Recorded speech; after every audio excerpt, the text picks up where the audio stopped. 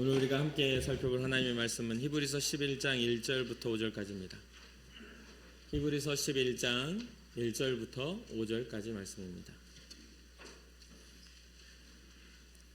우리 다 같이 한 목소리로 합독하도록 하겠습니다. 믿음은 바라는 것들의 실상이요 보이지 않는 것들의 증거니 선진들이 이로써 증거를 얻었느니라. 믿음으로 모든 세계가 하나님의 말씀으로 지어진 줄을 우리가 아나니 보이는 것은 나타나는 것으로 말미암아 된 것이 아니니라. 믿음으로 아벨은 가인보다 더 나은 제사를 하나님께 드림으로 의로운 자라 하시는 증거를 얻었으니 하나님이 그 예물에 대하여 증언하심이라. 그가 죽었으나 그 믿음으로써 지금도 말하느니라. 믿음으로 에녹은 죽음을 보지 않고 옮겨졌으니 하나님이 그를 옮기심으로 다시 보이지 아니하였느니라. 그는 옮겨지기 전에 하나님을 기쁘시게 하는 자라 하는 증거를 받았느니라. 아멘. 아멘. 오늘 우리가 본문을 통해서 믿음으로만 알 수 있는 것들에 대한 이야기를 좀 나누려고 합니다. 히브리서 11장은 믿음의 장이라고 이렇게 이야기를 하죠. 1절부터 3절까지는 믿음의 본질에 대한 이야기, 믿음의 정의를 좀 내려주고요. 4절과 5절은 믿음의 조상에 대한 이야기가 시작하는 그런 11장의 믿음의 조상에 대한 이야기가 시작되는 그런 구간이어서 아벨과 또한 에녹에 대한 이야기를 하고 있습니다. 이 믿음을 지칭하는 헬라어 단어는 피스티스라는 단어입니다. 이 피스티스에 대해서는 여러 가지 자료를 좀 참고해 보면 헬라어 문헌에서 어떤 사람이 다른 사람들 또는 신에 대하여 갖는 그러한 신뢰 그리고 또는 진실성을 나타내기 위하여 쓰는 그러한 사업상의 신용, 보증 또는 증명 등의 의미로 이 피스티스가 광범위하게 사용되는 그런 단어였습니다. 보통은 계약이나 약정에 대한 존중하는 그 계약하고 약정한 것을 존중하여서 그 존중에 합당한 행동을 하는 그런 신실성을 말하는 단어이기도 합니다. 그런데 헬레니즘 문화 안에서 회의론과 또 무신론이 충돌하여 부딪히는 과정에서 이 피스티스 이 단어 자체가 신들의 존재와 행위에 대한 신념이라는 의미를 갖게 되는 그런 종교적인 그런 의미로 자리 잡게 되었다라고 자료는 이야기합니다. 그렇다 보니까 믿음을 나타내는 피스티스는 신실성에 대한 증거 또한 보증의 의미를 이렇게 나타내고 있는 것이죠. 이 피스티스 믿음에 대한 이야기를 할 때 믿음은 바라는 것들의 실상이요 하는 믿음은 이라는 정의를 내릴 때 이러한 배경에 여러분들이 좀 초점을 맞춰서 이 본문을 좀 읽으시면 좋을 것 같습니다. 믿음의 정의를 내릴 때 오늘 본문은 믿음은 바라는 것들의 실상이라고 처음에 이야기를 합니다. 바라는 것들의 실상이라는 것에 대해서 여러 가지의 신학자들의 견해가 있습니다. 이렇게 쭉 기독교 역사가 진행되어지면서 많은 신학자들과 또 성경을 해석하는 사람들이 많은 견해들을 이렇게 내려놨더라고요. 자료를 찾아보니까. 그런데 저는 이 견해들을 많이 보면서 이렇게 쭉 다 살펴보면서 약간 다 일맥상통하다는 그런 생각을 가졌습니다. 그러면서 히브리서 전반적인 그 흐름 속에서 이 믿음에 대한 이야기를 좀 해야 되지 않는가.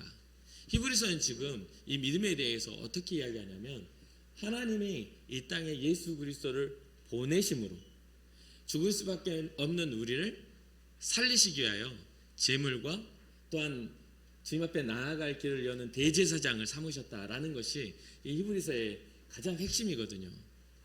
이것에 대해서 우리는 믿어야 하는데 하나님에 대한 출발이 예수 그리스도로 귀결되어 완성되어지는 것에 대한 이야기가 히브리서의 큰 주제입니다. 그렇다면 여기서 히브리서 11장에서 말하는 이 믿음은 무엇인가 좀 알 수 있겠죠. 히브리서가 말하고 있는 믿음은 예수 그리스도의 보혈로 그 보혈로 말미암아 하나님의 나라에 대한 소망을 갖게 하는 믿음입니다. 하나님의 나라가 있다. 그리고 하나님의 나라는 그리스도로 인하여 성취되었다라는 것에 대한 신뢰입니다. 그래서 우리가 믿으라고 권면하고 복음을 전할 때 누구의 이름을 전합니까? 예수님의 이름을 전하죠. 예수님은 우리를 구원하신다고. 예수 그리스도의 놀라운 그 이름은 우리로 하여금 저주에서 해방시켜 주신다. 죄의 저주 아래에 있던 우리가 생명 하나님의 나라에 그런 들어갈 힘을 얻게 한다라고 하면서 어떤 다른 사람의 것을 전하는 것이 아니라 예수 그리스도의 이름을 전하고 있는 것이죠. 그렇게 이 믿음은 바라는 것들의 실상이 되어진다. 예수 그리스도로 인하여 이루어진 그 실상입니다. 사실은 이 바란다라고 하는 것은 많은 오래전부터 바래왔던 것이 있어요. 성경이 말하고 있는 바람이 있습니다. 그게 뭐냐면 메시아에 대한 바람입니다. 온전하게 하나님 앞에서 온전한 구원자가 오시는 것에 대한 바람이 있어요. 그런데 이 바람이 어떻게 됐다? 실상이 되었다. 그 메시아의 실상은 누구입니까? 예수 그리스도죠. 그런 부분들에 있어서 성경은 하나로 기결되어 있어요. 그러나 이 바람에 있어서는 여러 가지 소망이 들어있어요. 하나님의 소원과 사람의 소원이 함께 이렇게 섞여 있는 것이죠. 바라는 바가 허상으로 끝나지 않고 실상이 되어 나타나게 되는 것을 믿음을 통해서 가능하다라고 이야기하는 거예요. 세 번역에서는 이 구절을 이렇게 말합니다. 바라는 것들의 확신이다. 바라는 것들의 확신. 확신하는 건 뭡니까? 그 증거가 분명하게 드러나는 것이고 또한 마음속에서부터 의심이 들지 않는 상태를 의미하는 거죠. 그래서 더 연결지어서 이 구절과 연결지어서 더 굳히기를 하고 있는데 뭐라고 합니까? 보이지 않는 것들의 증거다. 믿음은 보이지 않는 것들에 대한 확증, 증거, 확증이라고 말하고 있는 거죠. 이 말씀을 이해하려면 이 3절과 좀 연결지어야만 합니다. 이게 문맥상에 있는 거니까 연결이 되겠죠. 3절이 뭐라고 합니까? 보이지 않는 것들의 증거에 그 3절을 연결하면 믿음으로 모든 세계가 하나님의 말씀으로 지어진 줄을 우리가 아나니. 믿음으로 모든 세계가 하나님의 말씀으로 지어졌다. 사실은 어떤 인류도 아담과 하와도요, 말씀으로 지어지는 세계를 본 적이 없습니다. 왜요? 모든 게 지어진 다음에, 모든 게 만들어진 다음에 창조되었기 때문이죠. 그 누구도 하나님의 말씀이 천지를 창조하는 모습을 본 적이 없어요. 근데 믿음으로 이것을 기록하고 믿음으로 알았던 사람, 모세의 기록을 통해 하나님의 말씀으로 세상이 창조되었다는 게 기록되어진 것이죠. 그 누구도, 여러분도 저도 그런 부분을 본 적이 없습니다. 그러나 믿음으로 많이 이 하나님의 세계, 하나님의 창조가 우리를 만드셨다는 것을 알게 되는 것이죠. 이 전제가 아주 신앙자로서 중요합니다. 이 전제가 없으면 신앙으로서 굉장히 불완전한 신앙을 할 수밖에 없어요. 기독교의 모든 신앙의 시작점이 이 부분에서 시작하기 때문이에요. 하나님의 창조로부터 시작되기 때문입니다. 하나님이 모든 걸 창조하셨다. 근데 여기서 조금 더 우리가 주의 깊게 보면 모든 세계에 대한 이 히브리서 저자가 이 모든 세계를 말할 때 이 투스 아이오니스라는 그 단어를 씁니다. 투스 아이오니스. 근데 우리가 물질 세계를 딱 이야기하고 우주를 말할 때 코스모스라고 하잖아요. 그렇지 않아요? 우주를 이야기합니다. 그 물질적인 것. 우리가 지구에서 출발해서 천체 망원경으로 우주를 바라볼 때 그것은 우리가 세계를 하나님의 우리 세상을 만드셨다 할 때 우리는 물질적인 세계를 봅니다. 아름다운 꽃을 보고 또 날아다니는 새와 여러 어떤 그런 동물들을 보게 되죠. 우리는 물질적인 세계를 생각을 합니다. 그런데 여기에서 투스 아이오나스라는 단어를 쓰는 이유는 이것은 물질적인 세계뿐만 아니라 공간과 시간의 개념까지 하나님이 창조하셨다라는 것을 의미해요. 그러니까 하나님이 모든 세계를 창조하셨다라는 것은 우리가 살아가는 물질뿐만 아니라 우리가 살아가며 우리가 겪는 시간까지도 하나님은 창조하셨다는 것을 의미합니다. 그러니 우리의 모든 주권이 누구에게 속해 있다는 걸 믿게 되는 것입니까? 하나님께 속해 있다는 것을 믿게 되는 것이죠. 하나님의 창조는 물리적인 창조뿐만 아니라 시간적인 그러한 창조까지도 하셨기 때문에 우리의 인간은, 우리의 인생은 태어날 때부터 또 우리의 삶이 끝날 때까지 그 주권이 누구에게 있냐라고 믿게 되냐면 하나님께 있다라고 믿게 됩니다. 왜? 모든 물질과 시간의 주권자는 하나님이시기 때문이죠. 우리가 보고 듣고 경험하는 것 이상의 세계가 하나님의 창조 원리 가운데 들어있다는 겁니다. 우리는 우리의 하나님의 창조를 바라볼 때, 아름다운 세상을 바라볼 때 우리 눈에 보이기 좋은 것들에 대해서 감동을 합니다. 그런데요, 하나님이 보셨을 때는 우리가 보지 못하는 것들까지 감격하신다는 거예요. 우리가 인지할 수 있는 것이 우리의 혼과 우리의 육에 대한 것을 인지합니다. 우리의 생각과 우리의 육에 대한 것들을 인지합니다. 그러나 하나님은 우리에게 하나를 더 인지하시는데 우리의 영을 인지하신다는 거죠.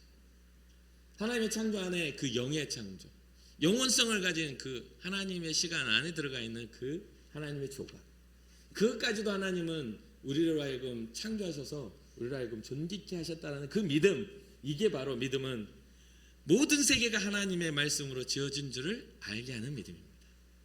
그리고 보이는 것은 나타난 것으로 말미암아 된 것이 아니니라, 이 말도 방금 설명해 드린 것과 일맥상통하게 이해하실 수가 있는 거예요. 우리가 보고 있는 것은 우리가 다 인지하는 범위 내에서 우리가 확증하고 이해할 수 있는 범위가 아닙니다.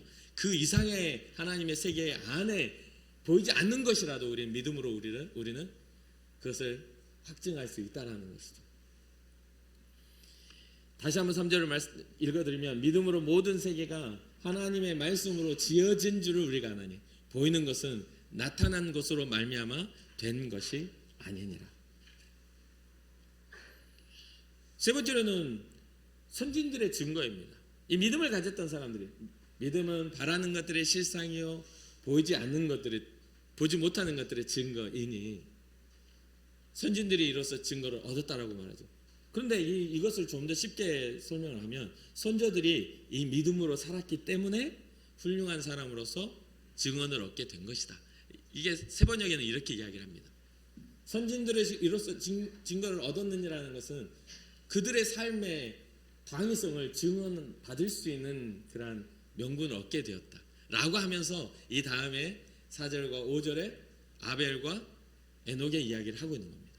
그들이 믿음으로 살았기에 이러한 증언을 얻은 거야 라고 하면서 그들이 얻은 타이틀에 대한 이야기를 해주고 있는 것이죠. 그러면 우리가 오늘 이 아벨과 에녹을 통해서 깨달아야 할 것이 있습니다. 믿음으로만 알 수 있는 그거. 지금 이 히브리서 11장 4절과 5절에서 믿음으로 살았던 그들이 보여줬던, 믿음으로 살았기에 보여줬던 그것에 대해서 이야기해 주고 있는 거거든요. 첫 번째 아벨입니다. 믿음으로만 예배의 가치를 깨닫게 됩니다. 믿음으로만 예배의 가치가 의미가 있어지는 거예요. 똑같이 예배의 행위를 했던 아벨과 가인이 있잖아요. 가인과 아벨 있잖아요. 그런데 가인의 예배는 하나님이 인정하시지 않았어요. 그런데 아벨의 예배는 하나님이 기뻐하셨단 말이에요. 왜 그런 현상의 구분이 일어났냐면, 오늘 본문에 이야기하는 내용입니다. 아벨은 가인보다 더 나은 제사를 하나님께 드렸는데, 무엇으로? 믿음으로. 아벨은 가인보다 하나님께 더 나은 예배를, 제사를 드렸다는 거예요. 믿음이 차이가 난 겁니다. 가벨과 아인의 차이는 다른 게 아니에요. 믿음이에요. 그 믿음은 무엇입니까? 제가 이 말씀 묵상하면서 참 정말 흥미롭게 봤던 게 그겁니다. 인류가 타락하고 에덴에서 쫓겨난 다음에 가인과 아벨이 아담과 하와를 통해서 태어납니다. 그래서 너무나 재미있는 것은, 하나님과 그 관계를 회복하는 데 있어서 하나님 무엇을 사용하셨냐면 예배를 사용하셨다는 거예요. 제사를 사용하셨다는 거예요. 제사의 행위를 통해서 하나님은 하나님과의 관계를 이어가기를 원하셨다는 게 정말 흥미로웠습니다. 그래서 이 제사에서 하나님이 원하셨던 게 뭡니까? 깨어진 신뢰가 회복되기를 원하신 거잖아요. 깨어져 있던 신뢰가 회복되기를 원했는데, 그 회복되는 그러한 방법으로 제사를 사용하셨다는 거예요. 둘 다 회복됨을 위한 방법을 사용했지만, 제사를 드렸지만 한 사람은 인정받지 못하고 한 사람은 인정받지 못했다는 것에서 믿음의 관계, 신뢰에 대한 이야기가 나오고 있다는 거죠. 가인은 하나님 앞에 동일한 제사를 드렸지만 하나님을 신뢰하지 않았다라는 것을 그 삶의 열매를 통해서 증명하고 합니다. 하나님께서 가인에게 경고하고 말씀하셨음에도 결국은 가인은 그 말에 대하여 순종하지 않고 자기 동생 아벨을 죽이게 되는 일들이 일어나죠.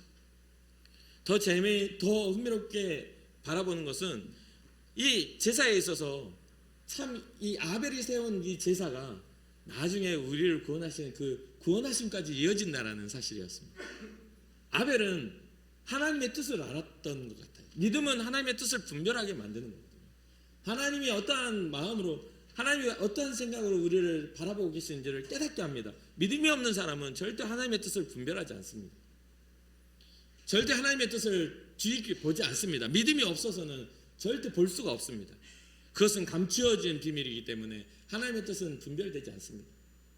모든 성경에 있어서 우리가 성경의 어려운 내용을 풀어내려면 믿음을 가지고 있어야 됩니다. 하나님이 모든 세계를 창조하셨다. 하나님이 모든 세계의 주권자시다. 하나님이 우리의 삶에 모든 것들을 주관하신다는 그 믿음을 가져야만 합니다.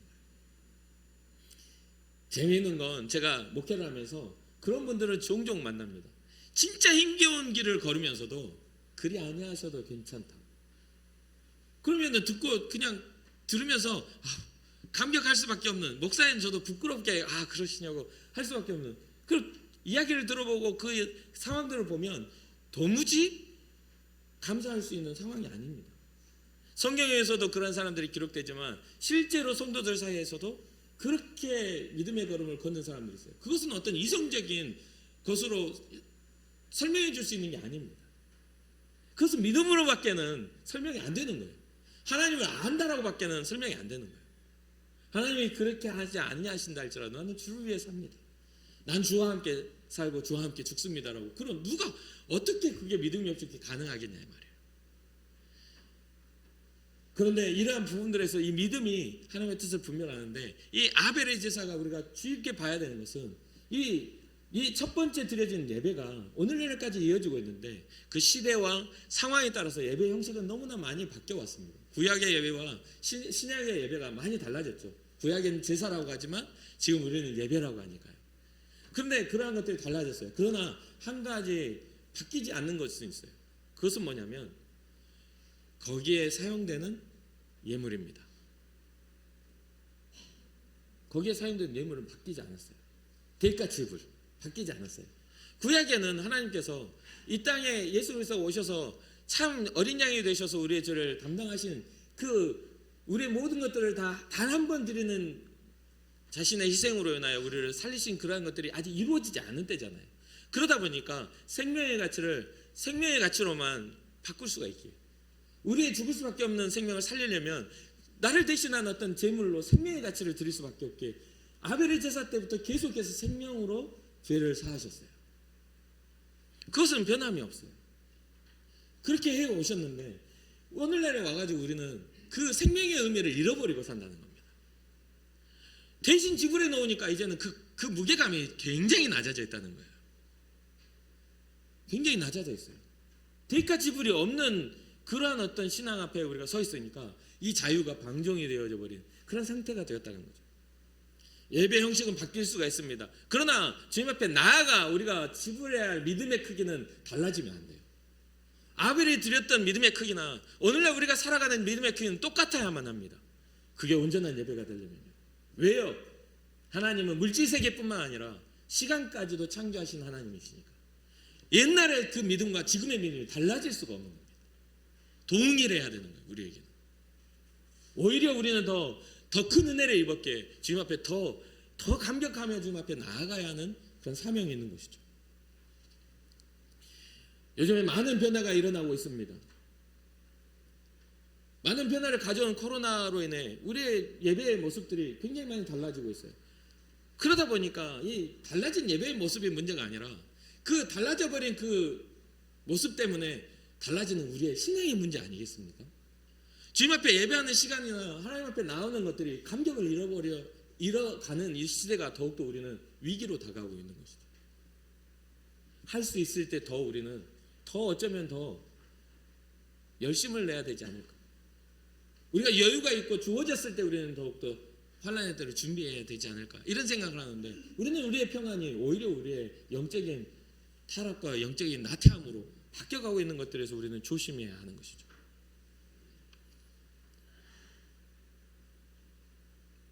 우리가 믿음이 없이는 예배가 가진 가치를 깨달을 수가 없습니다. 이거는 설교를 준비하면서도 또 이것을 묵상하면서도 여러분들에게 말씀을 해드리지만 여러분들의 믿음을 제가 결정해 줄 수는 없는 거잖아요. 여러분 주님 앞에 나와 예배하는 이 시간을 귀하게 여기시는 것을 제가 대신 귀하게 해줄 수는 없는 거예요. 여러분들이 주님을 갈망하지 않으면 안 돼요. 이 믿음을 구하십시오. 믿음은 성경에서 은사와 같아요. 믿음 없음을 불쌍히 여겨달라고 여러분 구하셔야 돼요. 가만히 앉아서 없는 믿음 그대로 가면 안 돼요. 내가 믿음 없음을 불쌍히 여겨달라고 계속 구하셔야만 합니다. 또 두 번째 믿음으로만 알 수 있는 것이 있어요. 이것은 굉장히 연결되어 있습니다. 우리 예배와도 연결되어 있고 모든 믿음은 연결되어 있어요.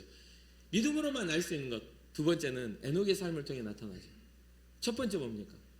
믿음으로만 우리는 죽음을 보지 않을 수가 있어요. 첫 번째. 사망의 권세. 여기서 우리가 말하는, 말씀드렸죠. 우리가 바라보고 있는 그 죽음이라는 것은 꼭 우리의 육신의 호흡이 멈춰지는 걸 죽음이라고 성경은 말하지 않습니다. 우리의 육신의 호흡이 멈춰지는 게 죽음이 아니에요. 성경이 말하고 있는 진짜 죽음은요, 영원한 하나님과의 단절입니다. 영원한 하나님과의 단절은 무엇을 의미하냐면 우리에게 주어진 존귀함의 상실입니다. 하나님의 자녀됨의 상실입니다. 아들을 잃어버린 아버지의 고통입니다. 또한 아버지를 잃어버린 자녀들의 고통이겠죠. 사랑하는 성도 여러분, 우리에게 주어진 이 죽음을 육신의 호흡이라고 여기지 마십시오. 주님 앞에 설 때 우리가 부끄러워지지 않도록 우리는 우리의 믿음을 온전히 주님 앞에 세워가야 합니다. 주님은 우리를 영원한 구원으로 이끌어 가시기 위해서 십자가를 지신 것이지 우리의 인생에 잘 먹고 잘 살아라고 십자가 짊어지신 게 아니에요.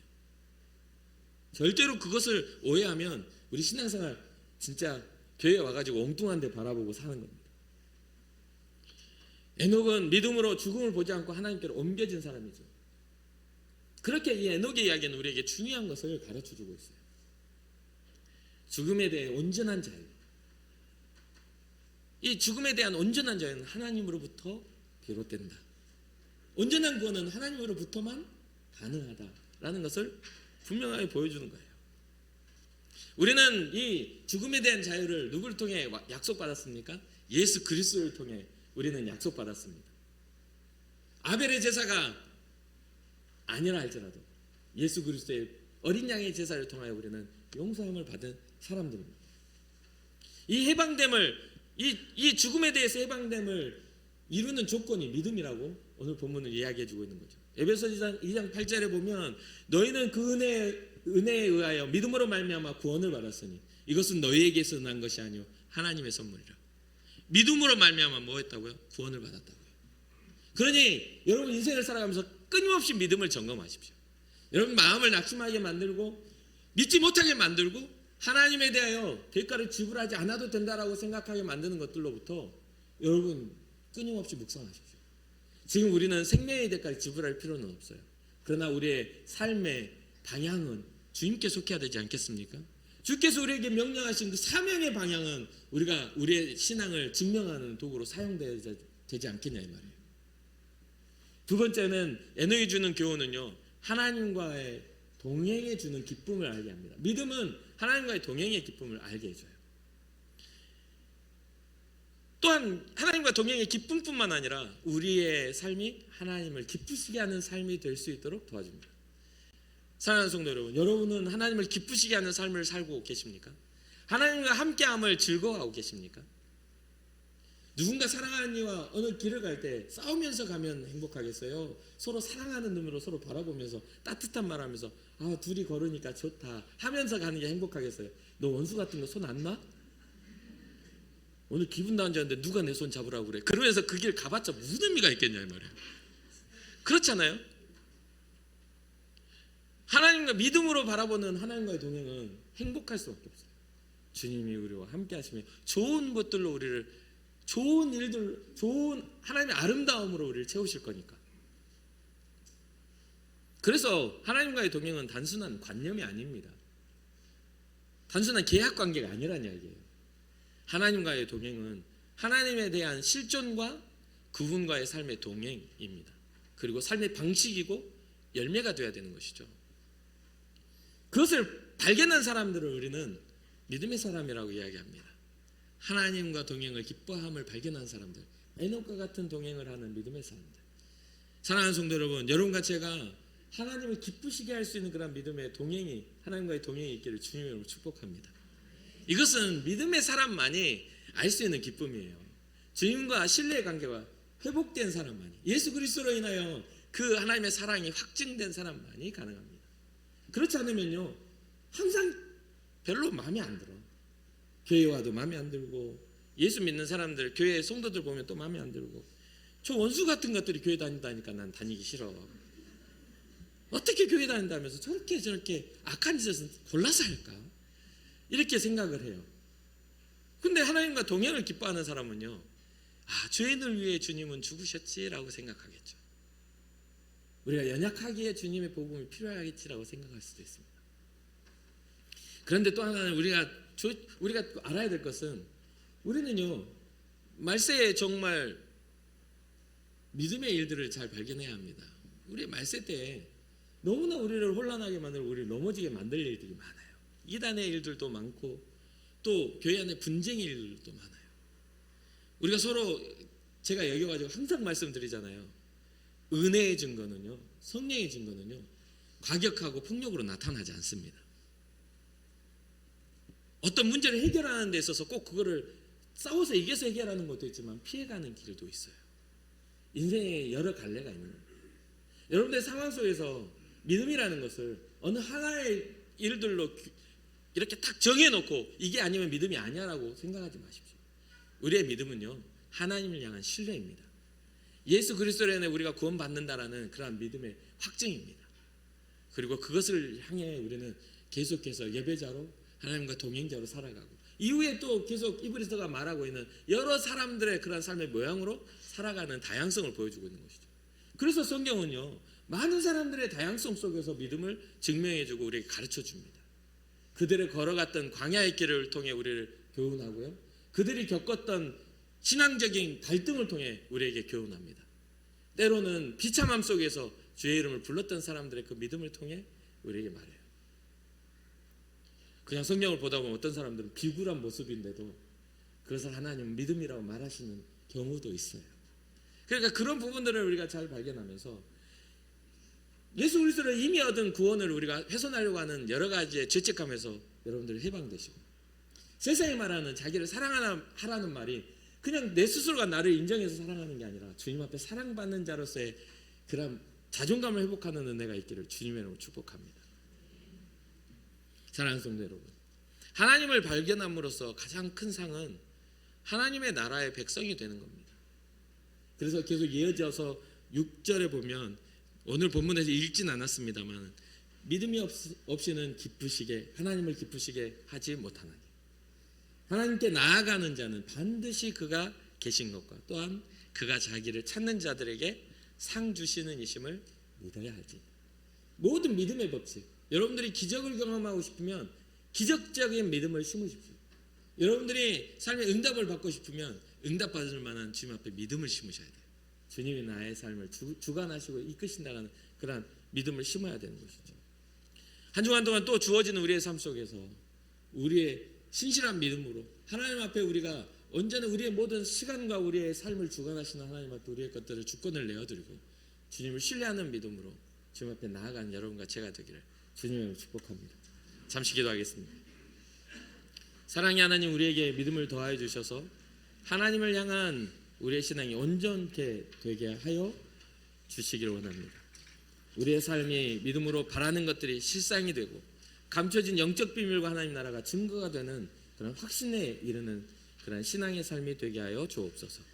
또한 믿음으로 드린 예배로 인해 의로운 자 된 아벨처럼 우리도 예배가 가진 가치를 깨닫게 하시고 에녹처럼 하나님과의 동행이 기쁨과 더불어 사망의 권세로부터 자유하게 되는 은혜를 누리는 그런 귀한 은혜가 우리 가운데 있게 하여 주옵소서. 감사를 드리며 이 모든 말씀 예수님의 이름으로 축복하며 기도합니다. 아멘.